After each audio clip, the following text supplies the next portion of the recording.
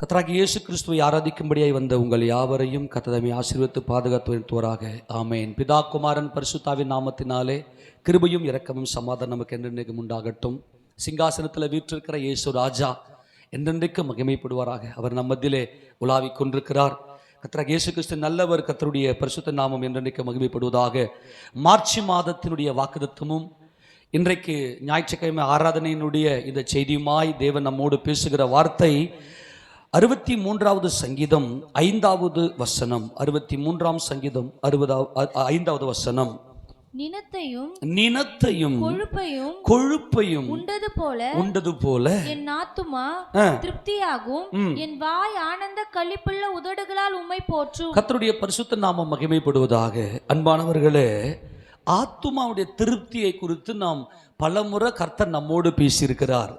ஆனால் இன்றைய காலகட்டத்தில் தேவன் நமக்கு திட்டமும் தீர்க்கமுமாய் தெளிவுமாய் நம்முடைய ஆத்துமாவில் ஒரு திருப்தியை கொடுக்க அவர் வாஞ்சிக்கிறார். இன்றைக்கு நம்மோடு அவர் பேசுகிற சத்தியம் என்னவென்றால், நம்முடைய ஆத்துமாவில் ஒரு திருப்தியை கொடுக்கிறார். மனுஷன் பூரணமானவன். அவன் தேவனுடைய சாயலாகவும் தேவனுடைய ரூபத்தின்படியும் சிருஷ்டிக்கப்பட்டவன். என் தேவனால் நான் சிருஷ்டிக்கப்பட்டவன். என் தேவனுடைய கைவேலை என்பதில் தான் மகிமை அடங்கியிருக்கிறது. அன்பானவர்களே, என் தேவனுடைய கைவேலையாகிய ஆலயம் என்று நாம் அவருக்கு பிரதிஷ்டை பண்ணும்போது, கைவேலை இல்லாத மாளிகையாக மகிமையின் சரீரத்தை நமக்கு கொடுத்து தேவன் நம்மை மகிமைப்படுத்த அவர் வாஞ்சிக்கிறார். அப்படிப்பட்டது அந்த மகிமை நமக்குள்ள வரணும் அப்படின்னா நம்முடைய ஆத்துமாவில் ஒரு திருப்தி. இந்த திருப்தி என்பது ஒரு இளைப்பாறுதல். அது எப்படி வேணாலும் சொல்லலாம். நீங்கள் திருப்தி அடைஞ்ச ஆத்துமாவை நீங்கள் பார்த்தீங்கன்னா அவங்க முகம் எப்பவுமே ஒரு பிரைட்னஸ், அந்த சிரித்த முகம், எப்பொழுதுமே ஒரு புன்முறுவல். இப்போ சில வேளைகளில் ஆத்துமாவில் சஞ்சலத்தோடு இருக்கிறவங்களை நீங்கள் பார்க்கலாம். அவங்க முகத்தில் அகத்தின் அழகு முகத்தில் தெரியும். அவங்களுடைய ஆத்துமா அழகை அவங்க முகத்தில் வச்சே கண்டுபிடிச்சிடலாம். நல்லா கவனிங்க. காரணம் என்ன அப்படின்னா, ஆத்துமா எப்பொழுதுமே திருப்தியாக இருக்க வாஞ்சிக்கிறது. நம்முடைய ஆத்துமா திருப்தி என்பது தான் ஜீவன் இருக்கிறது. அந்த திருப்தியை நம் கர்த்தர் மாத்திரம்தான் நமக்கு கொடுக்க முடியுமே தவிர வேற எங்கிருந்துமே வராது. இப்போ தாவீது இதை நன்கு உணர்ந்தவராய் ஒரு மாபெரும் ரகசியத்தை வெளிப்படுத்துகிறார். இந்த சங்கீதத்தை அவர் பாடும்போது அவர் எப்படி இந்த ஆரம்பிக்கிறார், எந்த சூழ்நிலையில் இந்த சங்கீதம் பாடப்பட்டிருக்கிறது? சங்கீதத்துடைய தலைப்பை நீங்க வாசிங்களேன். தாவீது யூதாவின் வனாந்தரத்தில் இருக்கையில் பாடின சங்கீதம். நல்லா கவனிங்க. எங்க இருக்கிறார் அவரு? வனாந்தரத்தில் இருக்கிறாரு. அந்த நேரத்தில் அவர் பாடலை பாடுகிறார். வனாந்தரத்தில் இருக்கையில திருப்தியின் பாடலை பாடுகிறார். கரங்களை சொல்லுங்களேன். நல்லா புரிந்து கொள்ளுங்க அன்பானவர்களே. நாம் கூட வனாந்தரத்தின் பாதையில போகிறத மாதிரி இருக்கும். வனாந்தரம் அப்படின்னா எதுவுமே இருக்காது, எல்லாம் வறட்சி. வனாந்தரத்தை கடக்கணும்னா ஆயத்தப்படுத்தின்னு போகணும். ஆயத்தப்படுத்துறதுக்கும் நமக்கு இங்க ஆட்கள் இல்லை. அப்படிப்பட்ட சூழ்நிலையை நமக்கு சாதகமாக அமையவில்லை. தாவீதுக்கு அப்படிதான் இருந்துச்சு. எப்படா நமக்கு பிரச்சனை நம்ம சூழ்ந்து கொள்ளுமோ தெரியலையே அப்படின்ற மனதில் தான் தாவீது இருந்தார். ஆனால் அந்த வனாந்தரத்தின் பாதையில் எப்படி இவரால் இவ்வளவு திருப்தி? அவர் நன்கு தெரிந்து கொண்டார். என் கர்த்தருடைய மகிமை என்னை காக்க வல்லது. என் கர்த்தருடைய வெற்றி, என் கர்த்தருடைய ஜெயம் என்னை சூழ்ந்து கொண்டிருக்கிறது. என்னை எப்போதும் சூழ்ந்து கொண்டிருக்கிறது. அந்த ஜெயம், அந்த மகிமை என்னை விட்டு விலகவில்லை என்பதில் தாவீது உறுதியாயிருந்தார். அன்பானவர்களே, என் ஆத்துமா எப்படி இருக்குதான், நினத்தையும் கொழுப்பையும் உண்டது போல என் ஆத்துமா திருப்தி. எப்படிப்பா இருக்கு ஆத்துமா? ஏதோ ஆத்துமா திருப்தியா இருக்குப்பா அப்படி சொல்லல. அந்த எக்ஸ்பீரியன்ஸை காட்டுற, அந்த அனுபவத்தை காட்டுறாரு. என்ன அனுபவம்? நினம் என்னது? இந்த எலும்புக்குள்ள இருக்கு இல்லையா? எலும்புக்குள்ள இருக்கும் பாருங்க. அதை சாப்பிட்டா எவ்வளோ ஒரு இதுவாக இருக்கும் இல்லையா? நல்லா மகிமையாக இருக்கும் இல்லையா? அதே மாதிரி கொழுப்பு கூட பார்த்தீங்கன்னா அந்த கொழுப்புலேயே நிறைய இருக்குது, நிறைய வெரைட்டிஸ் இருக்குது கொழுப்புலேயே. இது நல்லா கவனிங்க. இந்த நினத்தையும் இந்த கொழுப்பையும் எங்க பயன்படுத்துவாங்க அப்படின்னா, தேவனுடைய பலிபீடத்தில் தேவனுக்கு பலி செலுத்தும்படியாக கர்த்தர் கொடுத்த கட்டளை என்னன்னா, நீங்க கொழுப்பை கொண்டு வந்து எனக்கு பலி செலுத்துங்க அப்படின்னு சொல்லி கர்த்தர் அங்கே கொடுத்தார். பிரமாணமாக, நியாயப்பிரமாணமாக, பலி பிரமாணத்தில் கொடுத்தார். இங்கே அது அப்படியே மாம்சத்தின்படியாக இவர் அனுபவித்தவராக, அதனுடைய வல்லமையோ அதனுடைய மகிமையை அனுபவித்தவராக, என்னுடைய ஆத்துமாவில் எந்த ஒரு குறைவும் இல்லை. நான் வனாந்தரத்தில் இன்னைக்கு இந்த பாதையில் போய் கொண்டிருக்கலாம், ஆனால் இப்போது நான் எப்படி இருக்கிறேன் என்றால் நான் திருப்தியாக இருக்கிறேன். இந்த திருப்தி இருந்தால் மட்டுமே நான் மகிமை அடைய முடியும். ஏன்னா நான் என் ஆத்துமா திருப்தி ஆனால்தான் என்னுடைய உதடுகள் என் கர்த்தரை துதிக்கும். நம்முடைய உதடுகள் தேவனை துதிக்கிற அந்த புது பாடல் நம்முடைய வாயில பிறக்க வேண்டும். நமக்கு தேவன் கொடுத்திருக்கிற ஒரு மாபெரும் வெற்றியுடைய ரகசியமே என்ன அப்படின்னா, நம்முடைய உதடுகள் சத்தத்தை வெளிப்படுத்த வேண்டும், சத்தம் பிறக்க வேண்டும்.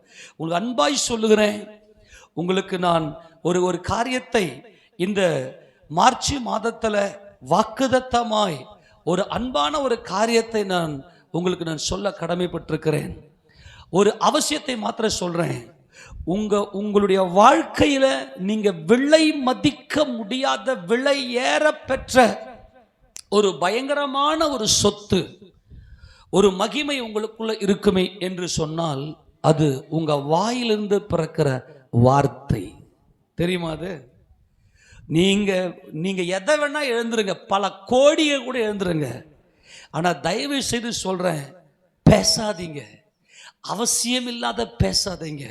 நான் மறுபடியும் சொல்றேன், இந்த மார்ச் மாதத்துல, இந்த 3வது மாதத்துல உயிர்த்தெழுந்த வல்லமையினுடைய மகிமையின்படியாய் உங்க சொல்ல இழந்துடாதீங்க. உங்க சொல்ல அனாவசியமா நினைக்காதீங்க. எனக்கு வாய் இருக்குது அப்படின்னு சொல்லி தேவையில்லாத அனாவசியமான காரியங்களை பேசாதீங்க. என் வாயிலிருந்து பிறக்கிற ஒவ்வொரு வார்த்தையும் ஜீவன். மரணமும் ஜீவனும் நாவின் அதிகாரத்தில் இருக்கிறது. தேவன் நம்முடைய வாயினுடைய, நம்முடைய உதட்டினுடைய அந்த சத்தம், என் வாய் ஆனந்த களிப்புள்ள உதடாக மாறி என் கர்த்தரை போற்றும் என்று இங்கே தாவீது அறிக்கை செய்வதை பார்க்கிறோம். அன்பானவர்களே, இந்த வனாந்தரம் நல்லா கவனிங்க. வனாந்தரம் என்பது அது ஒரு மாம்சீக வாழ்க்கையை காண்பிக்கிறது. மாம்சத்தோடும் இரத்தத்தோடும் இருக்கிற வாழ்க்கையை காண்பிக்கிறது. தாவீது ராஜாவுக்கு இந்த இடத்துல தேவன் மேல் இருக்கக்கூடிய அந்த பாசம், அவர் மேல் இருக்கக்கூடிய நேசம், அவர் மகிமையை பார்க்க வேண்டும் என்கின்ற ஆவல் இது வந்துருச்சு. ஆண்டவரே, நான் உங்க மகிமையை நான் பார்க்கணும் ஆண்டவரே. மோசேக்கு ஏற்பட்ட அந்த தாகத்தை போல, தவிப்பை போல தாவீது ராஜாவுக்கு இந்த வாஞ்சையும் ஆசையும் அவருக்குள்ளே வந்துவிட்டது. ஆனால் நான் உம்மை தரிசிக்க வேண்டுமே ஆனால், உமது மகிமையை நான் தரிசிக்க வேண்டுமே ஆனால், உமது சாயலை நான் அடைய வேண்டுமே ஆனால், நான் திருப்தியாக அல்லவா இருக்கணும். ஆனா இன்னைக்கு நான் வனாந்தரத்தில் அல்லவா இருக்கிறேன். அடுத்த வேளை சாப்பாட்டுக்கு நிச்சயம் இல்லை, உத்தரவாதம் இல்லை, தண்ணீர் ஒண்ணுமே வாய்ப்பே கிடையாது. இதை விட நான் தப்பி பிழைப்பனா என்கின்ற அந்த ஒரு நிச்சயம் கூட இல்லை. என்னை பயங்கரமான துர்ச்சன பிரவாகங்கள் என்னை சூழ்ந்திருக்கிறது, மரண கட்டுகள் என்னை சூழ்ந்திருக்கிறது ஆண்டவரே. ஆனால் நான் எப்படிப்பட்ட நான் அந்த ஒரு திருப்தி அடைவேன் அப்படின்னு சொல்லி அவர் பார்க்கும்போது தான் கர்த்தரை அவர் கண்முன் வைத்து நோக்குகிறார். எல்லாம் கரங்கள் தெரியாமன்னு சொல்லுங்களேன். அன்பான தேவஜனமே, இன்னைக்கு வரைக்கும் இந்த வனாந்தர பாதையில், வனாந்தரம் என்பது மாம்சத்தோடும் இரத்தத்தோடும் இருப்பது, அடுத்த வினாடி நிச்சயம் இல்லாதது. ஆமேனா? புரிஞ்சுக்கிறீங்களா? இப்போ அவர் சொல்றாரு, என்னை என் தேவன் சிருஷ்டித்த நோக்கம் என்ன தெரியுமா? அவரை நான் புகழ்ந்து துதிக்க வேண்டும். எப்படி துதிக்கணும்? ஆனந்த களிப்புள்ள அந்த உதடு, அந்த ஆனந்த களிப்பு. நீங்க பிள்ளைங்களை பார்த்தீங்கன்னா, அந்த பிள்ளைங்களுக்கு பிடிச்சதை, அந்த பிள்ளைங்களுக்கு பிடித்த காரியத்தை நம்ம செய்யும் போது அந்த பிள்ளைங்க ஓடி போய் எங்க அப்பா, எங்க அப்பா, எங்க அம்மா இதை செய்தாங்க, நான் பாரு எவ்வளவு சந்தோஷமா இருக்கிறேன்னு சொல்லி அந்த பிள்ளைங்க துதிக்கிற அந்த உதடு இருக்குதே, அது எவ்வளவு பெரிய மகிமையை அந்த அப்பா அம்மாக்கு கொண்டு வரும் இல்லையா? அதே போலத்தான் இப்ப தாவீது சொல்றாரு. ஏன் இந்த சங்கீதத்தை எப்படி ஆரம்பிக்கிறாரு பாருங்க. 1ஆம் வசனத்தை வாசிங்களேன். தேவனே நீர் என்னுடைய தேவன். நல்லா கவனிங்களேன், எவ்வளவு பெரிய உரிமை எடுக்கிறாரு பாருங்க. என் தேவனே நீர் என் தேவன். ஆமென் சொல்லுங்களேன். நீர் என் தேவன். இன்னைக்கு உலகத்தில் இருக்கிற ஜனங்கள் எல்லாரும் பல போராட்டத்துல வனாந்தரத்துல போய்கொண்டிருக்கிறார்கள். எப்பா அந்த அந்த சிஸ்டருடைய தேவனை ஆராதிக்கலாமா? அவங்க பாரு, அவங்களுக்குள்ள ஒரு மனமகிழ்ச்சி, அவங்க முகத்துல ஒரு புன்முறுவல். நானும் தான் மாம்சத்தில் இருக்கிறேன், அவங்களும் தான் மாம்சத்தில் இருக்கிறாங்க. எனக்கு வரக்கூடிய பிரச்சனை தான் அவங்களுக்கு இருக்குது. ஆனா நான் அவங்க நம்முடைய தேவனை அறியவில்லை, யாரும் அறியவில்லை, மனுஷர்கள் கண்டிராதவர், காண கூடாதவர். ஆனால் அவர் என் தேவன், என்னிலே என் தேவனை வெளிப்படுத்துகிறேன். அப்ப ஜனங்க என்ன சொல்லணும்னா, இன்னாருடைய தேவன், ஜீவன் ஜோஷ்வாவுடைய தேவன், உங்க பேரை சொல்லிக்குங்க. இது உரிமை பாராட்டுகிறார். இந்த வனாந்தரத்துல என் ஆத்துமா திருப்தி ஆண்டவரே, என்ன நான் தனியே இல்லை. ஆமேன் சொல்லுங்க. நான் திருப்தியாகத்தான் இருக்கிறேன். நான் இப்ப சொல்றேன், கர்த்தர் சொல்றார், எந்த ஸ்டேஜிலுமே எந்த இடத்திலுமே உங்களுடைய ஆத்துமாவை தள்ளாட விட மாட்டார். உங்க ஆத்துமா காற்றிலே அசைகிற நாணலை போல அவர் விடமாட்டார். அல்லது உங்களுடைய ஆத்துமா நடு கடலிலே சிக்கி தவிக்கிற ஒரு ஓடத்தை போல, ஒரு படகை போல தள்ளாடி தவிக்க விடமாட்டார். ஏன்? அவர் என் தேவன். எல்லாம் அறிக்கை செய்யுங்க, இயேசு தேவன் என் தேவன். ஆமென் சொல்லுங்க. எல்லாம் ஒரு முறை சொல்லுங்க பார்க்கலாம். இயேசு தேவன் என் தேவன். ஆமெனா? தேவனே நீர் என்னுடைய தேவன். இந்த அதிகாலை என்பது பகலில் குளிர்ச்சியான வேலை. ஆண்டவர் நம்மோடு இடைப்பட்டு கொண்டிருக்கிறார். இந்த பகலில் குளிர்ச்சியான வேலை என்பது என் ஆண்டவராகிய கர்த்தராகிய இயேசு ராஜாவுடைய ராஜ்யம் அதி சீக்கிரத்தில் வெளிப்பட போகிறது. யார் ராஜாதி ராஜா என்னையும் என் குடும்பத்தையும் என் சகோதரர்களையும் என் சகோதரிகளையும் மனமகிழ்ச்சியோட திருப்தியோடு கூட என் தேவனை நான் ஆராதிக்க போகிறேன். அவர் சமூகத்தில் நான் எப்போதும் மன உற்சாகமாக இருக்க போகிறேன். இந்த அதிகாலை என்பதில் தான் தேவ பக்தியின் ரகசியம் இருக்கிறது. அன்பானவர்களே, அதை குறித்து தேவன் நம்மோடு தொடர்ந்து பேசிக்கொண்டே வருகிறார். இவர் சொல்றாரு, ஆண்டவரே நான் அதிகாலமே உம்மை தேடுகிறேன். வறண்டதும் விடாய்த்ததும் தண்ணீரற்றதுமான நிலத்திலே என் ஆத்துமா உன்மேல் தாகமாய் இருக்கிறது, என் மாம்சமானது உம்மை வாஞ்சிக்கிறது. இதுதான் சொல்லிட்டேன்.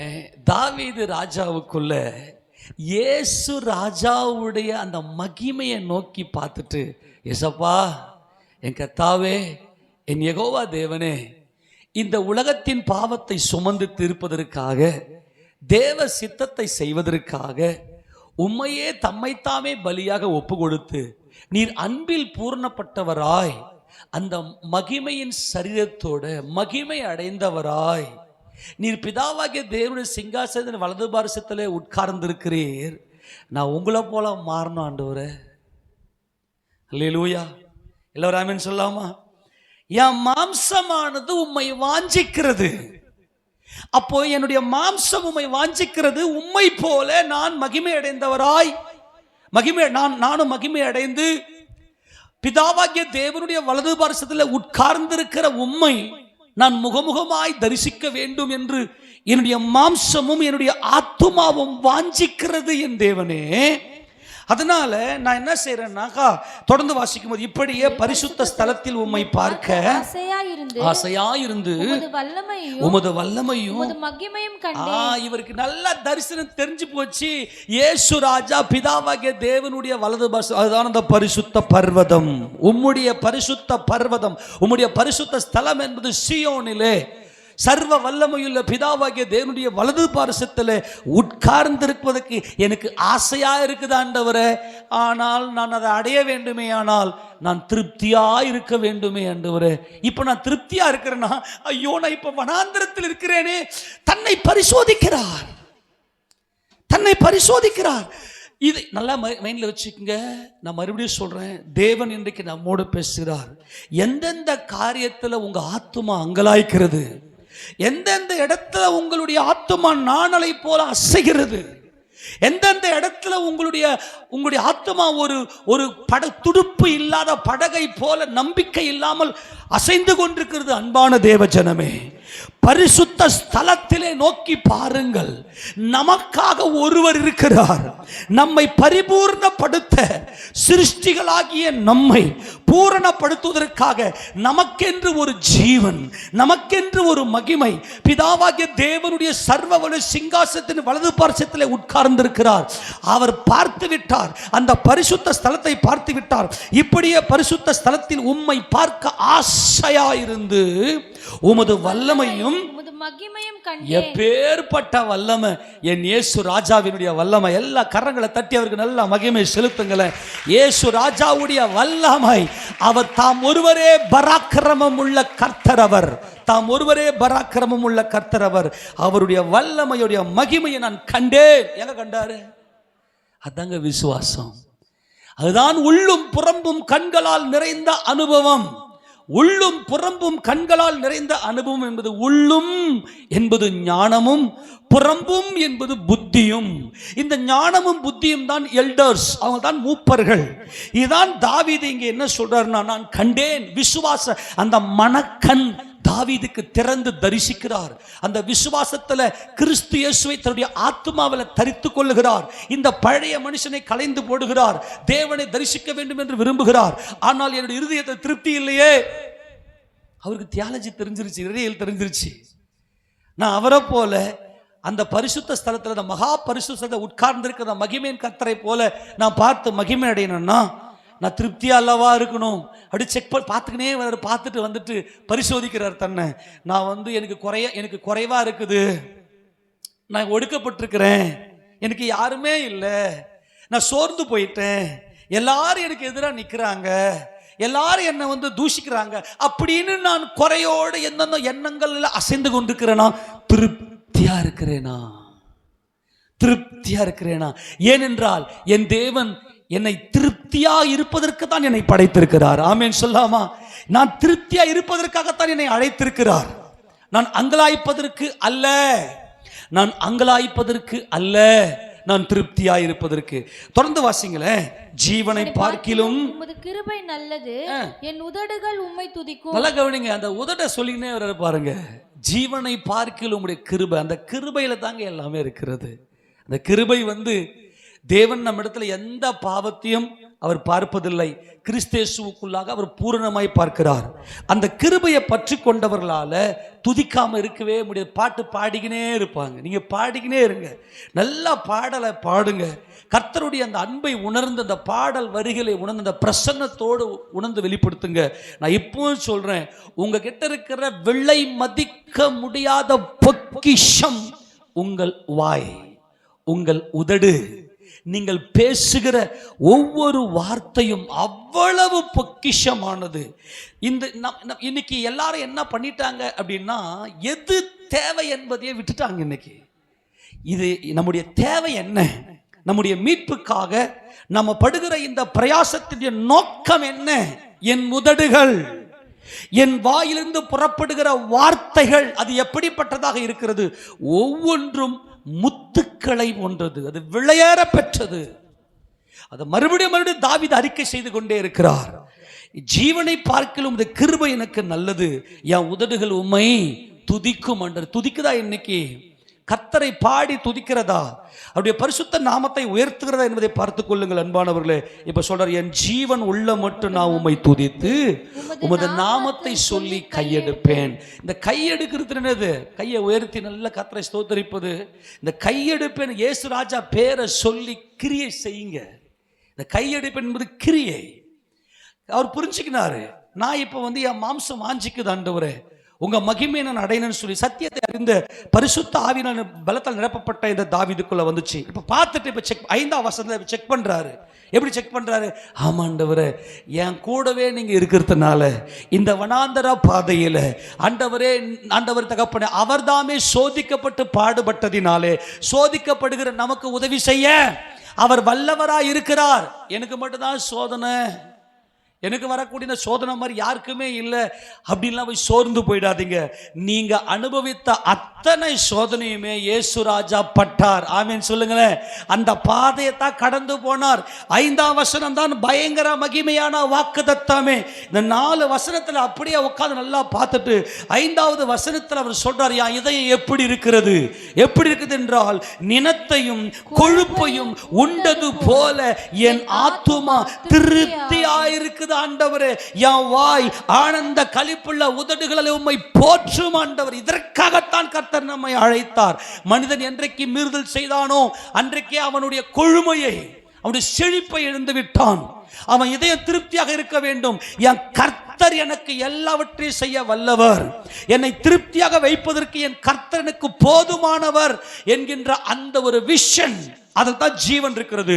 இஸ்ரவேல் ஜனங்களை அவர் எகிப்திலிருந்து ஏன் அழைத்து கொண்டு வந்தார் தெரியுமா? அவருடைய நோக்கம் என்ன தெரியுமா? நெகேமியாவின் புத்தகத்தை நீங்க எடுத்து வாசிக்கும் போது வாசிக்க, நெகேமியா 9:25 வாசிக்க, வேகமாக எடுத்து வாசிக்கமா. 9:25, நெகேமியா 9:25. நெகேமியா இந்த தரிசனத்தை எப்படி பார்த்து சொல்றாரு பாருங்க, வாசிங்க. அவர்கள் அரணான பட்டணங்களையும் செழுமையான பூமியையும் கட்டிக்கொண்டு, நல்லா கவனிங்க, அரண் ஒரு மகிமையான பாதுகாப்பு, அடுத்தது செழுமை. இந்த வார்த்தைகள் ஒவ்வொன்றும் மகிமையானது. இன்றைக்கு எனக்கு பாதுகாப்பு இல்லை ஆண்டவரே, சத்துருக்கள் என்னை சூழ்ந்திருக்கிறாங்க ஆண்டவரே, என்னை பகைக்கிறவர்கள் அநேகம் பேர் இருக்கிறாங்க ஆண்டவர் நீ சொல்லலாம். ஆனால் கர்த்தருடைய அந்த அழைப்பு எப்படிப்பட்ட திருப்தியை பாருங்க. உனக்கு ஒரு அரணை தேவன் கொடுக்கிறார். அடுத்தது உன்னுடைய பூமி, உனக்கு கொடுக்கப்பட்டிருக்கிற இந்த ஆசீர்வாதம் செழுமையானது. அப்புறம் செழுமையான பூமியை கட்டிக்கொண்டு சகலவித உடைமைகள். உடைமைகள் என்பது பொருள்கள். எல்லா கரங்களை ஊத்துற ஆமென் சொல்லாமா? இதுதான் நம்முடைய தேவன். ஐயோ ஆண்டவரே, நான் வனாந்தரம், வாய் மொழி குத்து. அதான் சொல்றேன் மறுபடியும், அந்த வாயின் வார்த்தை ரொம்ப முக்கியம். நான் ஒன்றும் இல்லை, என்கிட்ட எதுவுமே இல்லை, நான் செஞ்சு முடிச்சிருவேனா, நான் விட்டுருவேனா. நல்லா கவனிங்க, ஒவ்வொரு வார்த்தைக்கும் அங்கே தேவனுடைய அந்த நடத்துதலை பிணைந்து பிணைந்து பிணைந்து இங்கே பரிசுத்த ஆவியானவர் நம்மோடு இடைப்படுகிறார். அரண், செழுமை, சகலவித உடைமை, அப்புறம் வீடுகளையும் வெட்டப்பட்ட துறவுகள். வெட்டப்பட்ட துறவு என்பது அந்த ஊற்று அங்கே இருக்கிறது. தண்ணீர் என்றைக்கும் ஜீவன் நதியாய் ஓடிக்கொண்டிருக்கிறது. ஏராளமான திராட்சை தோட்டங்களையும் ஒலிவ தோப்புகளையும் கனி கொடுக்கும் விருட்சங்களையும் சுதந்திரத்துக் கொண்டு புசித்து திருப்தியாகி கொழுத்து. பாருங்க, இது திருப்தினாலே கொழுமை வந்துடும். இந்த கொழுமை என்பதுதான் மகிமையின் கர்த்தரை போல மகிமை அடைந்து தரிசிப்பது. அப்போ நம்முடைய இந்த மாம்சத்துக்கு தேவையான அத்தனை தேவைகளையும், இந்த உலகத்துக்கு, இந்த ஜீவனத்துக்கு தேவையான அத்தனை வசதிகளும் அத்தனை கொழுமையும் இயேசு கிறிஸ்துவுக்குள்ள நான் பெற்றுக்கொண்டேன். எல்லாரும் ஆமென் சொல்லாமா? இந்த திருப்தி இருக்கும். என் கர்த்தர் எனக்கு கொடுத்தார். என் யெகோவா தேவனே, என் யெகோவா தேவனே, இந்த ஜனங்களை நீர் ஏன் அழைத்து கொண்டு வந்தீர்? நீர் திருப்தியாக்கி. அவள் தான் முடிஞ்சு போச்சு. எல்லாம் அவர் கையில் இருக்கிறது. நீர் திருப்தியாக்கி. நீர் திருப்தி. இந்த திருப்தி அடைஞ்சிட்டாங்கன்னா அந்த கொழுமை வந்துடும். இந்த கொழுமை என்பதுதான் மகிமையின் சரிதம். நான் இப்ப சொல்றேன், இன்னைக்கு கர்த்தர் சொல்றாரு, இனிமே உன் வாழ்க்கையில, உன் மனசுக்குள்ள, உன் ஆத்மாவில் சஞ்சலம் என்கின்ற எந்த ஒரு காரியத்தையும் கர்த்தர் வர விட மாட்டார். கரங்களை ஆமென் சொல்லாமா? வர விட மாட்டார். திருப்தியாக்கி கொழுத்து உம்முடைய பெரிய தயையினால் செல்வமாய். எப்படி வந்தாங்களா? எப்படி வந்தாங்களா? செல்வமாய். அல்லேலூயா. நம்முடைய தேவனுடைய பார்வையை கொஞ்சம் பார்த்துக்குங்களேன். எங்களை செல்வமாய் வாழ வைக்கிறவரு. எத்தனை பேர் டெய்லி பிரைஸ் பண்றீங்க கர்த்தர்? நல்லா பாருங்க, பிரசங்கத்தை கேளுங்க, கர்த்தர் நமக்கு செய்த நன்மைகளை நினைங்க, அப்படியே கையை உயர்த்தி ஸ்தோத்திரம் பண்ணுங்கயா. ஸ்தோத்திர பலி இட இட இட நல்ல இந்த வசனத்தெல்லாம் குறித்து வைத்து கொண்டு மனப்பாடம் செய்யுங்கள். அதை உங்க வாழ்க்கையில் அனுபவியுங்கள். கர்த்தருடைய கரம் நமக்கு கொடுக்கிறது என்பதை நோக்கி பாருங்கள். இதுதான் கிறிஸ்துவ வாழ்க்கை. புலம்புவது அல்ல. என் புலம்பலை ஆனந்த களிப்பாக மாற பண்ணினீர். இப்ப தாவீதால எப்படி வனாந்தரத்தில் இவ்வளவு பெரிய சத்தியத்தை சொல்ல முடியும்? செக் பண்றாரு. ஆண்டவரே, நான் உங்களை மறுதலிச்சிட்டேனா அல்லது உங்களை என் இருதயத்தில் தரித்திருக்கிறேனா? யூதேயாவின் வனாந்தரத்தில் சவுல் தன்னை துரத்தி கொண்டு வந்து கொண்டுதான் இருக்கிறார். எந்த நேரத்திலையும் அவருடைய உயிருக்கு உத்தரவாதம் கிடையாது, ஆனால் உத்தரவாதத்தோடு இருக்கிறார். ஆமென் சொல்லுங்களேன். சூழ்நிலையை பார்க்கும்போது அப்படிப்பட்ட பயங்கர வனாந்தரம். எத்தனை பேர் இன்னும் புலம்புற? இன்னைக்கு கர்த்தர் இன்றைக்கு எந்த காரியத்துக்காக இந்த வாக்குத்தத்தம் கொடுத்தாரு தெரியல. உன் வாயில எதிர்மறையான காரியங்களை நீங்க அறிக்கை செய்ய வேண்டாம். காலம் சமீபித்து விட்டது. 1979 நினைக்கிறேன், 1979வது வருஷத்துல ஈரானுடைய ஆட்சி மாற்றம், ஈரானுடைய ஷா மன்னர்களை கவிழ்த்து போட்டு விட்டு அவர் தங்களுக்கென்று ஒரு குடியரசு வேண்டும் என்று சொல்லி 79 அயத்தொல்லா அலி கமானினுடைய அந்த ஃபேமிலி, அவங்க அப்பா இருந்தார், அதுக்கப்புறம் அயத்தொல்லா அலி கமானி வந்தார். அவர் தான் சுப்ரீம் லீடர், ஈரானுடைய சுப்ரீம் லீடர் அவங்க தான். மீதி எல்லாம் பிரைம் மினிஸ்டர்லாம் அப்புறம் தான், அதிபர்லாம் பிரைம் மினிஸ்டர் அப்புறம் தான். ஆனால் இன்னைக்கு அயத்தொல்லா அலி கமானி காலி. உலகமே பதற்றத்தில் இருக்குது, நெக்ஸ்ட் என்னன்னு தெரியலன்னு. இது சாதாரண விஷயமா நினைக்காதீங்க. அவர் பங்கரில் போய் இருந்தார், பங்கர் பஸ்ட்டை உள்ளே வச்சு அடித்து காலி பண்ணிட்டு இருக்கிறாங்க. நான் என்னன்னு தெரில. கர்த்தருக்கு ஸ்தோத்திரம். நான் வேறொரு வாக்குத்தத்தை கொண்டு வந்தேன், ஆனால் ஆண்டவர் அவ்வளோ சீக்கிரத்தில் எனக்கு இந்த வாக்குத்தத்தை கொடுத்து திருப்தியாக இருக்கும்படியாய் கர்த்தர் இன்னைக்கு நம்ம அழைப்பு கொடுத்திருக்கிற அன்பானவர்களே. இன்னைக்கு ஆண்டவர் இன்னைக்கு நம்மோடு பேசி கொண்டிருக்கிறார். உலகம் அவ்வளோ பதற்றத்தில் இருக்கிறது, பயங்கரமான பயம் சூழ்ந்திருக்கிறது. அடுத்தது எப்படிப்பட்ட யுத்தம் நடக்க போகுது, என்ன நடக்க போகுது, நெக்ஸ்ட் மூமெண்ட் எப்படி இருக்க போகுதுன்னு தெரியல. ஆனால் ஒரு காரியத்தை சொல்லுகிறேன், நம்முடைய இருதயம் இன்னைக்கு திருப்தியா இருக்கிறது. கரங்களை ஆமென் சொல்லாமா? செல்வமா இருக்கிறது. ஆமென் சொல்லாமா? நல்லா கவனிங்க. நம்முடைய ஆண்டவர் ஆடம்பரத்துக்கு தான் எதிர்ப்பே தவிர செழிப்புக்கு அல்ல. செழிப்பு என்பது திருப்தி, நம்முடைய அத்தியாவசிய தேவையினுடைய திருப்தி, ஒரு பரிபூரணம். இங்கே நெகேமியா அவனுடைய சத்தியத்தை பாடுகிறார். ஆண்டவரே, உம்முடைய ஜனங்களை உங்க தயையினால எவ்வளவு செல்வமாய் செழிப்பாய் அரணாய் எவ்வளவு மகிமையாய் நீ நடத்தி கொண்டு வந்தீர் ஆண்டவரே. உங்க அன்பு எவ்வளவு பெரியது ஆண்டவரே என்பதை குறித்து தான் அங்கே அவர் தேவனுக்கு நேராய் பாடுவதை நாம் பார்க்கிறோம்.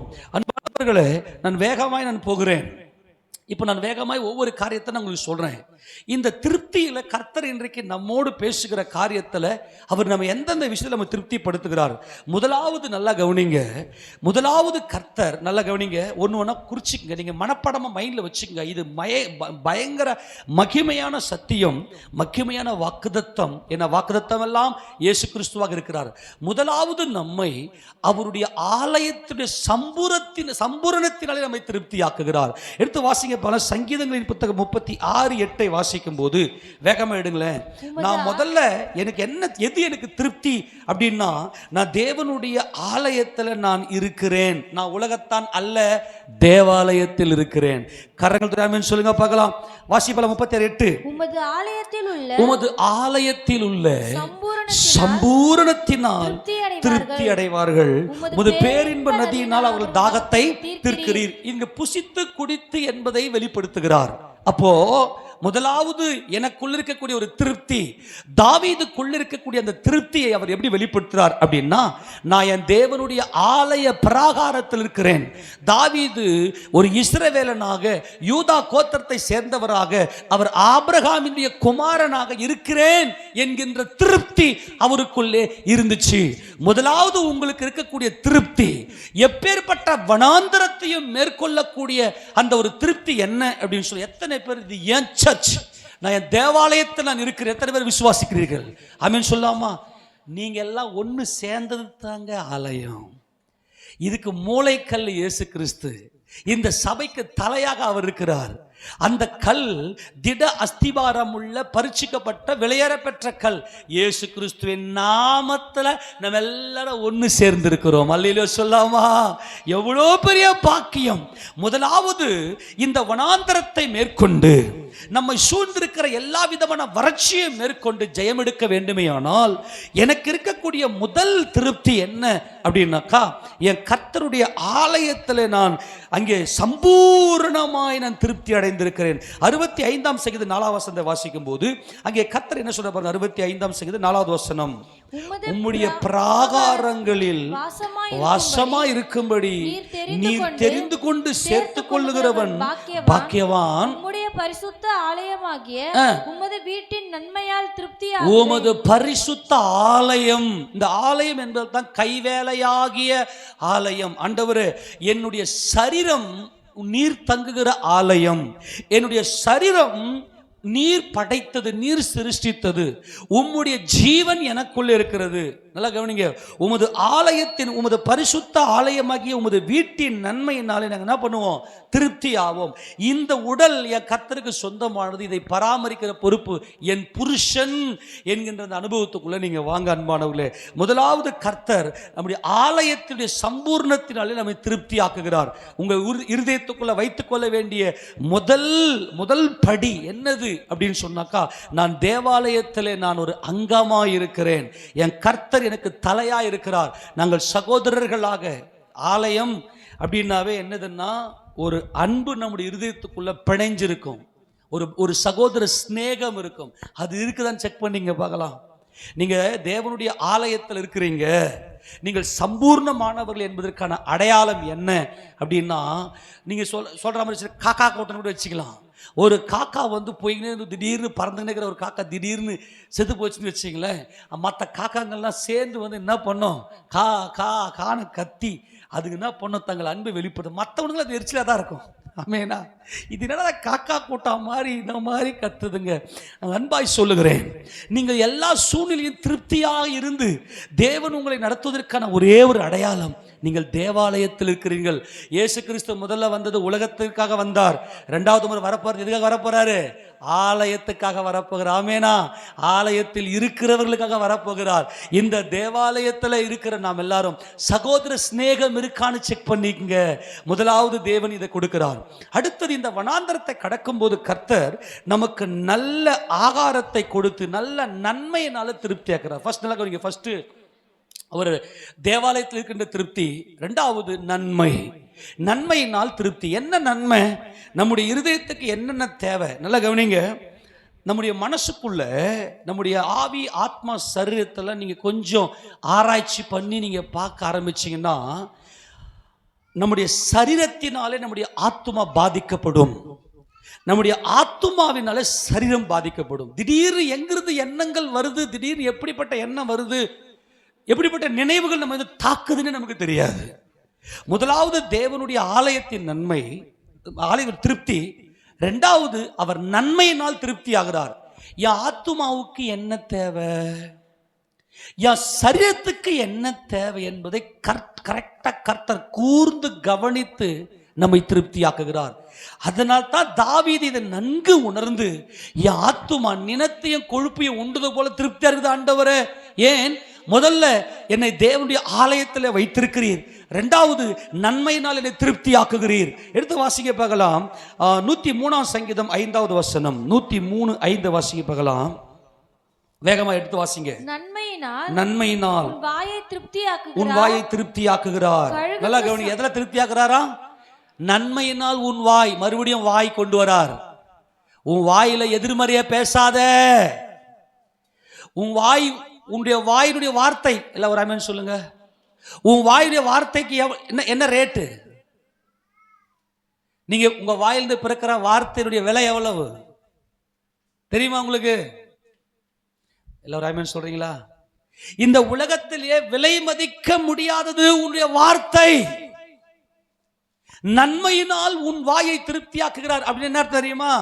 உன் ஆத்துமாவாக இருக்கட்டும், உன் ஆத்துமாவில் வரக்கூடிய பொல்லாத நினைவுகள், தேவையில்லாத அந்தகாரத்தினுடைய தாக்கங்கள், பிசாசினுடைய என்ன, பிசாசு உள்ள வந்து ஆத்மாவை தாக்குவான். அங்க ஒரு தீமையை, அங்க திருப்தி இல்லாத ஒரு எம்டியை உண்டாக்குவான்.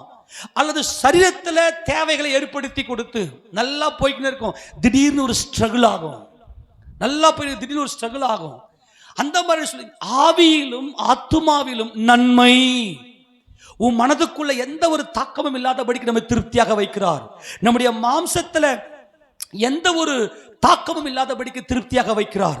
இதுதான் தாவீது கண்டேன் என்று சொல்லுகிறேன். கர்த்தரை கண்டேன்.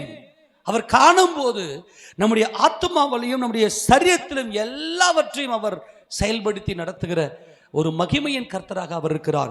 இன்னொரு வசந்திய வாசிக்குது, 104 சங்கீதம் 28 வாசிக்க பார்க்கலாம். 104:28. நீர் கொடுக்க அவைகள் வாங்கிக் கொள்ளும், நீர் உம்முடைய கையை திறக்க அவைகள் நன்மையால் திருப்தி, நன்மையினால் திருப்தியாக, மாம்சத்திலாக இருக்கட்டும் ஆத்மாவில் இருக்கட்டும். நான் சொல்றது நல்லா கவனிங்க. ஏன்னா நம்ம நல்லா போய்க்கினே இருப்போம். என்னங்க ஒரு மாதிரியா தெரியலங்க, திடீர்னு என்னமோ தெரியல, மனசெல்லாம் ஒரு மாதிரியா இருக்குது, மனசெல்லாம் ஒரு கஷ்டமா இருக்குது. ஏன்? அந்த நன்மை இல்லை உனக்கு. நன்மையினால உன்னுடைய ஆத்துமாவை திருப்தி ஆக்குகிற ஒரு மகிமையின் கர்த்தர். அது ஆவியிலும் அது ஆத்துமாவிலும் ஒரு நல்ல மகிமையை கொடுக்கிறார். அந்த வசதியை வாசிக்க போலாம். யோபுவின் புத்தகம் 14வது அதிகாரத்துல இது எவ்வளவு முக்கியம் என்பதை பார்த்து கொள்ளலாம். 22 வசனத்தை வாசிக்க பார்க்கலாம். யோபு 14:22. அவன் மாம்சம் அவனில் இருக்கும் அளவும் அதற்கு நோவு இருக்கும், அவன் ஆத்துமா அவனுக்குள் இருக்கும் மட்டும் அதற்கு துக்கம் உண்டு.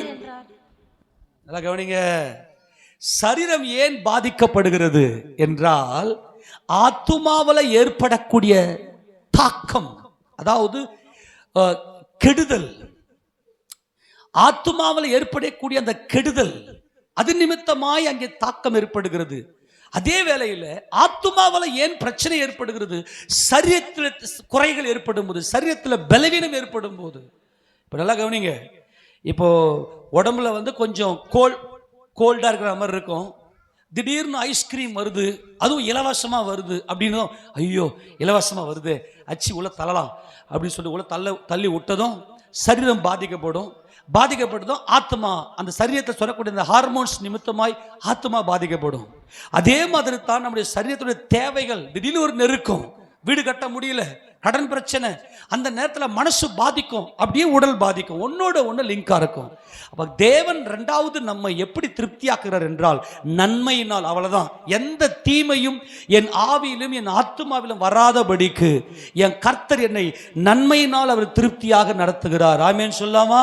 அடுத்தது மூன்றாவது, என்னை புசித்து குடித்து சந்தோஷமா இருக்கும்படியாய் என்னை திருப்தியாக வைக்கிறார். வாசிக்க போல சங்கீதம் 22:26 வாசிக்கலாம். வேகமேட்டு வாசிக்க போல 22:26. சாந்த குணமுள்ளவர்கள் புசித்து திருப்தி அடைவார்கள், கர்த்தரை தேடுகிறவர்கள் அவரை துதிப்பார்கள், உங்கள் இதயம் என்றென்றைக்கும் வாழும். நல்லா கவனிங்க. மூன்றாவது காரியத்துல புசித்து குடித்து திருப்தியா இருக்க என்ன வைக்கிறார். ஆமென் சொல்லுங்க பார்க்கலாம். இன்னைக்கு எத்தனையோ பேர் இன்னைக்கு புசித்து குடிக்கிறாங்க, அவங்க மனதுக்கு துக்கம் தான் இருக்கிறது, திருப்தி இல்லை. நான் ஏன் சாப்பிட்றேன், எனக்கு ஏன் இப்படிப்பட்ட காரியங்கள் நடக்குது என்று சொல்லி அவர்கள் பலவீனத்தோடு இருக்கிறார்கள். அதே சமயம் அவர்களுக்கு புசிப்பதற்கும் குடிப்பதற்கும் கூட அடுத்தது என்னன்னு தெரியாத, எங்கிருந்து வரும்னு தெரியாம போராட்டத்தில் இருக்கிறவர்கள் எத்தனையோ பேர் இருக்கிறார்கள் அன்பானவர்களே. ஆனால் இன்னைக்கு கர்த்தர் நம்மோடு பேசுகிறார். அவர்களை புசித்து குடித்து திருப்தியாக வைப்பதற்கு என் கர்த்தர் எனக்கு போதுமானவர் என்பதை தாவீது ராஜாவுடைய ஆத்துமாவில் அந்த ஒரு திருப்தி இருந்தது, அதுல ஒரு பூரணம் இருந்தது. அந்த திருப்தியை நமது ஆண்டவர் மாத்திரமே கொடுப்பார். இஸ்ரவேல் ஜனங்களுக்கு தேவன் அப்படித்தான் ஒரு மகிமையான திருப்தியை கொடுத்தார். வாசிக்க பார்க்கலாம் 105ஆம் சங்கீதத்தில், 105ஆம் சங்கீதம் அதுல 40வது வசனத்தை வாசிக்க பார்க்கலாம். 105:40 வாசிக்க வேகமா. கேட்டார்கள் அவர் காடைகளை வரப்பண்ணினார், வான அப்பத்தினால் அவளை திருப்தி ஆக்கினார். அவங்க கேட்டாங்க, காடையை கொடுத்தாரு, வானத்தின் அப்பமாகிய மன்னாவினால் அவர்களை போஷித்தார்.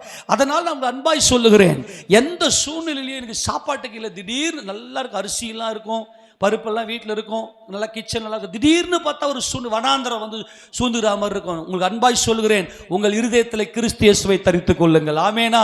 அவருடைய பரிசுத்த பர்வதத்தை மாத்திரம் நோக்கி பாருங்கள். என் கர்த்தர் என்னை போஷித்து என்னை நடத்த வல்லமையோடு இருக்கிறார், அவர் என்னை எப்போதும் திருப்தியாக வைக்கிறார். இதெல்லாம் ரொம்ப அத்தியாவசியமானவைகள். இதுல திருப்தியாய் நம்ம பூர்ணமா இருந்தால்தான் நாம் மகிமை அடைந்தவர்களாய் கொழுமை உள்ளவர்களாய் பிதாவை தரிசிக்க முடியும். இந்த கொழுமை என்பது பிதாவை தரிசிப்பது. நினத்தையும் கொழுப்பையும் உண்டது போல கொழுமையா இருக்கும். ஆசாரியருடைய ஆத்மாவை அவர் கொழுமையாக வைக்கிற தேவனாய் இருக்கிறார். எரேமியா தீர்க்கதரிசன புத்தகம் 31 வாசிக்க பார்க்கலாம். எரேமியா 31:14 அவர் எப்படி திருப்தியாக வைக்கிறார் நம்மை. ஆசாரியர்களின் ஆத்துமாவை கொழுமையானவைகளான ஆத்துமானாவே கொழுமை கொழுமைகளினால் பூரிப்பாக்குவேன், என் ஜனங்கள் நான் அளிக்கும் நன்மையினால் திருப்தியாவார்கள் என்று கர்த்தர் சொல்லுகிறார். அது எப்பேற்பட்ட நன்மையாக இருந்தாலும் சரி, உன் ஆத்மாவிலும் சரி, உன் ஆவியிலும் சரி, உன்னுடைய சரீரத்துக்கு தேவையாக இருக்கட்டும், எல்லாவற்றிலும் கர்த்தர் நம்மை திருப்தியாக நடத்துகிற மகிமையின் கர்த்தராக அவர் இருக்கிறார். நிறைய சொல்லிக்கினே போல, நிறைய விஷயங்கள் சத்தியத்தை தேவன் கொடுக்கிறார். நீங்கள் எளிமையாய் புரிந்து கொள்ளும்படியாய் இன்றைக்கு உங்க இருதயத்துக்கு நல்லா ஸ்டாண்டர்ட் பண்ணி வச்சுக்கோங்க. என் மகிமையின் கர்த்தர். முதலாவது என்னது சொல்லுங்க வேகமா? ஆலயத்தின் சம்பூர்ணம். எல்லாமே எனக்கு ஆலயத்தில் கிடைக்கும். அவரை ஆராதிக்க வருகிற எனக்கு எல்லாமே இருக்கிறது. நான் ஆலயத்தில் இருக்கிறேன், நான் தேவர்கள். இதெல்லாம் நல்லா நீங்க தியானம் பண்ணி கொள்ளுங்க. கர்த்தர் நம்மோடு இடைபடுவாராக. இரண்டாவது, நன்மையினால் திருப்தியாக்குகிறார். மூணாவது, புசித்து குடித்து என்னை திருப்தியாக்குகிறார். அடுத்தது நாலாவது பார்த்தீங்கன்னாக்கா, என்னுடைய ஆயுசு நாட்களை அவர் நீடித்திருக்க பண்ணுகிறார். நான் செத்துருவனும், எனக்கு திடீர்னு நல்லா கவனிங்க, எதெல்லாம் நம்முடைய மனம் சஞ்சலப்படும், எந்தெந்த இடத்துல நமக்கு போராட்டம் வந்து நம்முடைய மனசை உடைக்கும், பாதிக்கும். இப்போ சில பேர் என்ன நினைப்பாங்கன்னா, நம்ம போகிறோம், நமக்கு ஏதாச்சும் ஆயிடுமா, நம்ம பிள்ளைங்களுக்கு எதுனா ஆயிடுமா, அல்லது இப்படிப்பட்ட ஒரு சில பயங்களை சத்துரு கொண்டு வருவதை நாம் பார்க்கிறோம். 91 சங்கீதம் 16வது வசனத்தை வாசிக்க போலாம். 91 சங்கீதம் 16வது வசனம் வேகமெடுத்து வாசிங்க. நீடித்த நாட்களால் அவனை திருப்தியாக்கி என் ரட்சிப்பை அவனுக்கு நான் காண்பிப்பேன் என்று கர்த்தர் சொல்லுகிறார். எல்லாரும் ஆமென் சொல்லாமா? என்ன நாளா? நீடித்த நாள். தீர்காயுஷை கொடுக்கிற தேவன். அவர் தீர்காயுஷின் தேவனாய் இருக்கிறார். கர்த்தரை நல்ல துதிக்க கத்துக்கொள்ளுங்க. எப்படிப்பட்ட பலவீனம் இருந்தாலும், எப்படிப்பட்ட நெருக்கங்கள் என்னை சூழ்ந்து கொண்டாலும், எப்படிப்பட்ட சஞ்சலங்கள் வியாதிகள் இந்த உலகத்தையே அச்சுறுத்தினாலும், என் கர்த்தராகிய ஆண்டவர் எனக்கு நீடித்த நாட்களை கொடுக்கிறார். நான் நீடித்திருப்பேன். கர்த்தருடைய கிருபை, அவர் கர்த்தருடைய மகிமையை நோக்கி, அவருடைய வல்லமையை நோக்கி பார்க்கிறேன். கர்த்தருடைய மகிமையுடைய வல்லமையை நோக்கி பார்க்கிறேன். அந்த வல்லமையும் மகிமையும் என்னை எப்போதும் திருப்தியாகவே வைத்திருக்கிறது. நீடித்த நாட்களால் என்னை திருப்தியாய் வைக்கிற தேவன் அவர். எத்தனை பேர் சந்தோஷமா இருக்கிறது? ஆமேனா? நான் என்ன சொல்ல வரேன் தெரியுமா? இதை நல்லா மைண்ட்ல வச்சுக்கங்க. மருந்து மாத்திரை எடுக்கும் போது, ஆண்டவரே இந்த திருப்தியை எனக்கு தீர்காயுஷின் திருப்தியை, நீடித்த நாட்களின் திருப்தி எனக்கு தாரும். நிறைய பேர் என்ன பண்ணுவாங்கன்னா, தேனை கண்டன்னா அதை நீ மட்டா சாப்பிடு, நீ மிஞ்சி சாப்பிட்டா வாந்தி பண்ணிடுவே அப்படின்றாரு. இங்கிருந்து சத்தியத்தை கேட்கும்போது கேட்டவன், ஆமா நான் இப்படி தான், ஆமாம் நான் இப்படிப்பட்ட பரிசுத்தம் தான் அப்படின்னு சொல்லிட்டு டைரெக்டாக போய் என்ன பண்ணுவோம், அதை அப்படியே மாம்சத்தில் செயல்படுத்துவாங்க. தயவு செய்து சொல்கிறவங்களா அப்படி செய்யாதீங்க. சத்தியத்தை நல்லா உள் வாங்கி, ஆண்டவரே இன்னைக்கு என்னோடு பேசியிருக்கிறீர், ஆனால் என்னுடைய சூழ்நிலை இந்த சத்தியத்துக்கு விரோதமாக இருக்கிறது, எனக்கு இந்த சத்தியத்தின்படி பலனை எனக்கு கொடுங்கப்பா, நீடித்த நாட்களில் என்னை திருப்தியாக்குகிற என் கர்த்தர் நீங்கள் இருக்கும்போது நான் எதுக்கு ஆண்டவரே போய் தேவையில்லாத மருந்து மாத்திரை எடுக்கணும்? என்ன நீங்க உதவி செய்யுங்க ஆண்டவரே, இந்த பலனை எனக்கு கொடுங்க ஏசப்பான்னு ஆண்டவர்கிட்ட கேளுங்க. இன்னைக்கு ஆண்டவர் பேசுறாரு, நீடித்த நாட்களா நான் உன்னை திருப்தி ஆக்கி யார் ரட்சிப்பை நான் உனக்கு காண்பிப்பேன். அல்லேலூயா. எல்லா கரங்கத்துல ஆமென் சொல்லாமா? நல்லா புரிந்து கொள்ளுங்க. நான் என்னைக்கோ செத்து இருக்கணும், எனக்கு வந்த வியாதி அப்படி, நான் என்னைக்கோ செத்திருக்கணும், எனக்கு ஏற்பட்ட விபத்துக்கள் அப்படி, நான் என்றைக்கோ மரித்திருக்கணும். ஆனால் என் கர்த்தருடைய கிருபையை நான் ஒவ்வொரு நாளும் உணர்ந்து கொண்டிருக்கிறேன். நீடித்த நாட்களை அவர் எனக்கு கொடுக்கிறார், எனக்கு ஆயுசு நாட்களை நீடித்து கொடுக்கிறார். அவருடைய கிருபை என்னை சூழ்ந்து கொண்டிருக்கிறது. அந்த நாட்களிலே நான் திருப்தி அடைந்திருக்கிறேன். அப்பா நல்லா கவனிங்க. அங்கே யாக்கோபு கிட்ட போயிட்டு பார்வோன்னு கேட்பார், உங்களுக்கு என்னங்க வயசு? அவர் சொல்லுவார், எனக்கு 137 வயசு ஆகுது. 137 என்ன சொல்லுவாங்க, எல்லாம் சஞ்சலமும் மன வருத்தமாக இருந்துச்சு. அந்த ஆயுஷ் நாட்களை கேட்குற பெரியவங்களாம் பார்க்கும்போது என்ன பண்ணுவாங்கன்னா, ஓய் அந்த பெரியவருக்கு என்ன என் வயசு இருக்கும்? அது இப்போ கூட பாஸ்டருடைய அப்பா அவர் மரிக்கும்போது 87 வயசு, நல்ல ஒரு பூர்ண வயசு. எல்லாம் ஆமென் சொல்லாமா? அதில் கர்த்தர் நம்மை திருப்தி ஆக்குற 87 வயசுல எல்லாம் அங்கே வந்தால் பாஸ்டர் சொன்னாங்க, எங்க இன்னைக்கு இருக்கிற நம்ம சாப்பிட்ற சாப்பாடு, ஒரு பாஸ்டர் சொன்னார், இன்னைக்கு இருக்கிற சாப்பாடு, இன்னைக்கு இருக்கிற இன்னைக்கு இருக்கிற இந்த சிஸ்டத்தெல்லாம் நம்ம ஃபாலோ பண்ணிருக்கிறோம். நம்மளாம் 80 டச் பண்ணுவோமா? நம்ம பலத்தின் மிகுதினால் 80 வருஷம் இல்லையா? கர்த்தர் கொடுக்கிறது வந்து 70 வருஷம். பலத்தின் மிகுதியினால் 80 வருஷமா இருந்தாலும் அது வாழ்க்கையில சஞ்சலமா இருக்குது. ஆனா கர்த்தர் சொல்றாரு, நான் உன்னை திருப்தியாக்குவேன் இல்லையா? அங்க 70 வருஷம் 80 வருஷம் இல்லையா? இந்த 90 சங்கீதத்துல ஒரு நல்ல வசனம் வந்து வாசிங்க பார்க்கலாம். 90 சங்கீதத்துல கர்த்தர் மனிதனுடைய வாழ்நாளை குறித்து அந்த சத்தியத்தில் அங்கே வெளிப்படுத்தியிருப்பார். அங்கே கர்த்தருக்கு சொல்றாரு பாருங்க, ஆண்டவரே எங்கள் நாட்கள்லாம் எப்படி போயிடுச்சு பாருங்களேன் அப்படின்னு சொல்லி அங்கே சொல்லுவதை நான் பார்க்கலாம். வாசிங்க அந்த வசனத்தை, 10ஆம் வசனத்தை வாசிங்க. எங்கள் ஆயுசு நாட்கள் 70 வருஷம், பலத்தின் மிகுதியினால் 80 வருஷமா இருந்தாலும் அதன் மேன்மையானது வருத்தமும் சஞ்சலம். பாருங்க, நான் மறுபடியும் சொல்றேன், திருப்தி இல்ல. ஒரு மனிதனுடைய வாழ்க்கையில திருப்தி என்ன ஆண்டவரே? ஒரே வியாதியாவே இருக்கு. சீசனுக்கு ஏற்ற மாதிரி வெயில் காலம் வரும்போது திடீர்னு வெயில் சீசன்ல வரக்கூடிய அந்த தாக்கம், மழைக்காலத்துல அந்த மழைக்காலம் கொடுக்கக்கூடிய அந்த நோயின் தாக்கம், பனிக்காலத்துல அந்த பனி கொடுக்கக்கூடிய நோயின் தாக்கம், என்ன வாழ்க்கை இது ஆண்டவரே அப்படின்னு அப்படியே சலித்து கொள்ளக்கூடிய ஒரு சஞ்சலமுள்ள வாழ்க்கை. ஒருவேளை கர்த்தர் சொல்ற இன்னொரு எல்லாம் முடிஞ்சது, ஆமேன் சொல்லாமா? நீடித்த நாட்களை நான் கொடுப்பேன், அந்த நாட்கள் உனக்கு திருப்தியாக இருக்கும். என் கர்த்தர் எனக்கு தீர்காயுசை கொடுத்து வியாதிக்கு என்னை விலக்கி என்னை மகிமையை நடத்தி கொண்டிருக்கிற மகிமையின் கர்த்தர் அவர் என்பதை உன்னுடைய இருதயம் துதிக்கும் என்று இங்கே கர்த்தர் சொல்லுகிறார். ஆக இதெல்லாம் மிக முக்கியமானது. ஒரு சின்ன வியாதி வந்துருச்சு, நம்ம மனம் எப்படி சஞ்சலப்படும் தெரியுமா? எல்லாமே பிரேக் ஆகிடும். நீங்கள் வியாதியை குறித்து நீங்கள் அதை கொஞ்சம் உங்கள் நினைவில் கொண்டு வாங்க. நல்லா போய்க்கிட்டு திடீர்னு ஒரு சின்ன பலவீனம் வந்துருச்சுன்னா மறுபடியும் நம்ம அந்த பழைய லைஃபுக்கு போது அந்த ரெக்கவர் ஆகிறதே பார்த்தோன்னா ரொம்ப கஷ்டமாக இருக்கும்.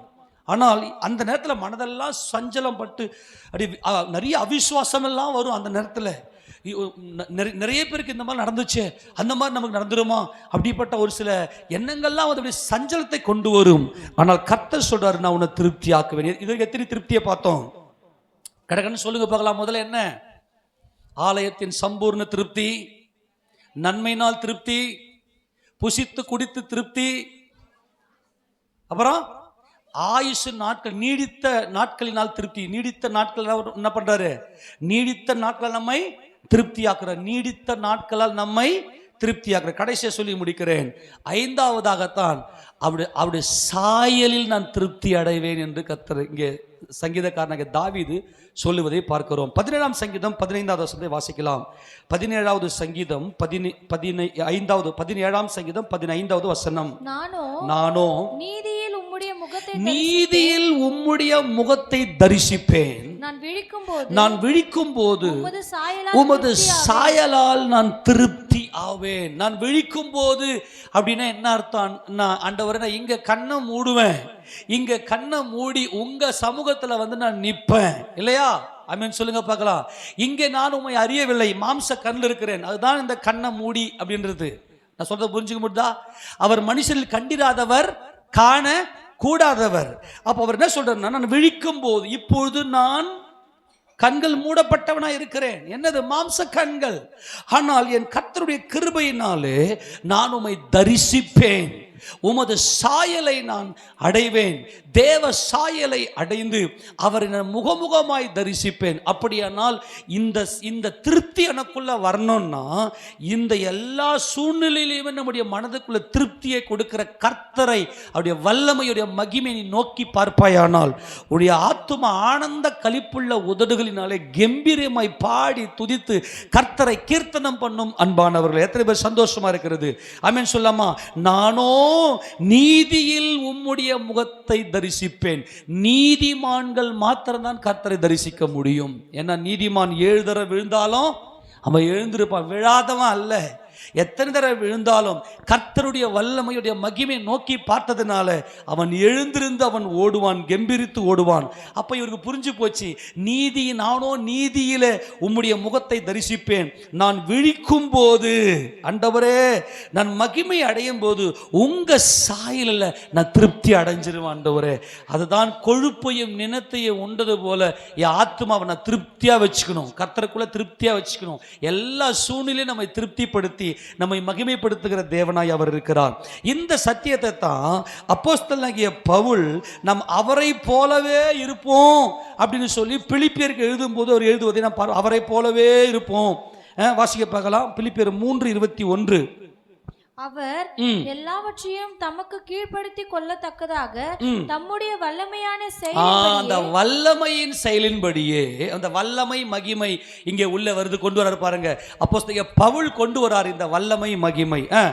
நம்முடைய அற்பமான சரீரத்தை தம்முடைய மகிமையான சரீரத்திற்கு ஒப்பாக மறுரூபப்படுத்துவார். ஹல்லேலூயா சொல்லுவோமா? அவருடைய சாயலை நாம் அடைவோம். அவருடைய வல்லமையான செயல், அவருடைய மகிமையான செயல், இந்த வல்லமையும் மகிமையும் நமக்குள்ளே வந்து அவரை போல நம்மை மகிமைப்படுத்தி அவருடைய சாயலால் நம்மை திருப்தியாக்குகிற மகிமையின் தேவன் அவர். ஆமென் சொல்லாமா?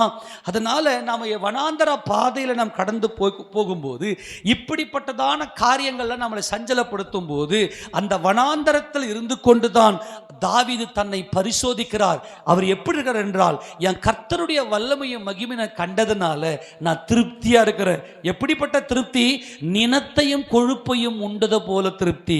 இந்த நினமும் கொழுப்பும் என்பதுதான் கர்த்தருடைய மகிமை, கர்த்தருடைய அன்பு, கர்த்தருடைய வெற்றி, எல்லாவற்றையும் கர்த்தராகிய இயேசு கிறிஸ்து நமக்காக செய்து முடித்ததுனால நான் எப்பொழுதுமே திருப்தியா இருக்கிறேன். எந்த விஷயத்துல கர்த்தர் உங்களை குறைவுபட விட மாட்டார். எத்தனை பேர் விசுவாசிக்கிறீங்க? உங்க மனசு சஞ்சலப்பட விடுவது இல்லை. உங்க மனசுல எந்த ஒரு வருத்தத்தையும் அவர் விடுவது இல்லை. ஏனென்றால் என்னை திருப்திப்படுத்துகிற என் மகிமையின் கர்த்தர் என்னோடு கூட என்பதை பூர்ணமா விசுவாசிப்போமே. ஆனால் ஆனந்த களிப்புள்ள உதடுகளினாலே கர்த்தரை நாம் பாடி துதித்து கொண்டே இருப்போம். ஆமென் சொல்லாமா? கர்த்தரை முகமுகமாய் தரிசிப்பது தாங்க துதி. ஆனந்த களிப்புள்ள உதடுகள் என்பது இருந்தவரும் இருக்கிறவரும் வருகிறவரும் ஆகிய சர்வ வல்லமையுள்ள தேவனாகிய கர்த்தர் பரிசுத்தர் பரிசுத்தர் பரிசுத்தர் பரிசுத்தர் என்று இரவும் பகலும் ஓய்வில்லாமல் சொல்லிக் கொண்டிருப்பதை நம்முடைய ஆத்மா சொல்லுமே. அதுதான் அந்த ஆனந்த களிப்புள்ள உதடுகள். உலகத்திலேயே விலையேற பெற்றது, விலை மதிக்க முடியாதது உங்கள் வாயின் வார்த்தை. உங்க உதட்டிலிருந்து பிறக்கக்கூடிய துதி என்பதை நீங்கள் இன்றைக்கு கர்த்தர் இன்றைக்கு உங்களுக்கு வெளிப்படுத்தி காண்பித்திருக்கிறார். இதை சரியா பயன்படுத்துங்க, வீணா பேசாதீங்க. கர்த்தரை துதிக்கிற இந்த உதடு அது எவ்வளவு மகிமையானது. உன் ஆத்மாவில் ஒரு திருப்தி இருக்குமே. ஆனால் என் கர்த்தர் என்னை எல்லா சூழ்நிலையிலும் திருப்தியாக வைக்கிறவர் என்கின்ற விசுவாசம் உங்களுக்கு இருக்குமே. ஆனால் உங்கள் உதடுல இரவும் பகலும் ஓய்வில்லாமல் துதிக்கிற அந்த ஆனந்த களிப்புள்ள அந்த உதடுகளினாலே அந்த சுரமண்டல பாடலில் அவரை பாடி அவரை உயர்த்துவோம். இந்த 2 வசனத்தை மாத்திரம் காட்டி நான் முடிக்க விரும்புகிறேன். கர்த்தர் நம்மை மகிமைப்படுவோம். 71ஆம் சங்கீதத்தை திருப்பி கொள்ளுங்க பார்க்கலாம். 71ஆம் சங்கீதத்துல என் உதடு எப்படி துதிக்கும்னு சொல்றாரு பாருங்க. சுரமண்டல பாடல் 22, 23 வாசிங்க பார்க்கலாம். நான் பாடும்போது என் தேவனே 22, 23 என் தேவனே நான் வீணையை கொண்டு உம்மையும் உம்முடைய சத்தியத்தையும் துதிப்பேன். இஸ்ரவேலின் பரிசுத்தரே சுரமண்டலத்தை கொண்டு உம்மை ஏன் என்னை திருப்தியாக்குகிற என் திருப்தியே நீர்தான். அல்லேலூயா. என் திருப்தி என் கர்த்தர். ஆமென் சொல்லுங்க. எல்லா கரங்கள் தூக்கி ஆமென் சொல்லுங்க. அப்பதான் சுரமண்டல பாடக்கூடிய துதியின் சத்தம் வரும். இந்த துதியின் சத்தம், இந்த துதிதான் மறுரூபம், தேவ சாயலை அடைவது. அடுத்தது, நான் பாடும்போது என் உதடுகளும் நீர் மீட்டுக் கொண்ட என் ஆத்துமாவும் கம்பீரித்து. ரெண்டும் நல்ல ஈவன். அத சொல்லிட்டேன். நன்மையினால் நம்மை திருப்தியாக்குகிறார். நம்முடைய ஆத்துமாவில் இனி எந்த சத்துருவன் உள்ள நுழைய முடியாது. நம்முடைய சரீரத்தில் எந்த சத்துருவன் தொட முடியாது. ஆமென் சொல்லுங்க பார்க்கலாம். அப்போ நம்முடைய உதடுகளும் நம்முடைய ஆத்துமாவும் அவர் எப்படி துதிக்குமா? கம்பீரித்து மகிழுமாம். இந்த கம்பீரித்து மகிழ்கிற மகிழ்ச்சி தான் அவரை உயர்த்தி துதிக்கிற துதியாக இருக்கிறது. அது எப்படிப்பட்ட துதி? இந்த சுரமண்டல பாடல் எப்படிப்பட்டதுன்னா அதுதான் வெளிப்படுத்தல் 4:8 வாசித்து முடிக்கலாம். வெளிப்படுத்தல் 4:8 அவர்கள் எப்படி அதை துதிக்கிறார்கள் வாசிங்க பார்க்கலாம்.